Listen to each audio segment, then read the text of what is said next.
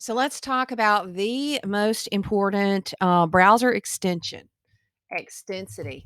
So I'm going to type in Extensity for Chrome. Should take me to the Chrome store. Notice that I am signed in up here. I do have two accounts, but I'm signed in with my school account. I'm going to go to Extensity. I am going to click Add to Chrome. Add extension. It is one extension that basically rules them all. So now that I have this extension, I can say, I want to turn this off,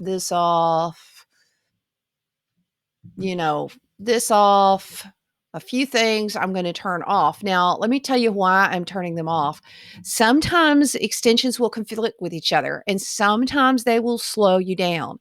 So I always just keep on the extensions that I'm using at that moment. And with Extensity, you can just click and turn on the extensions, and you don't have to worry about going to the three dots, going to more tools, going to extensions and turning them on and off and restarting your browser, which is such a pain. So Extensity is the very first extension that I always install. It's very important. And I also teach my students to install it and to turn on sync, because when you turn on sync and I log in on my phone or I log in on my home computer, all my bookmarks and everything are there. Hope this helps.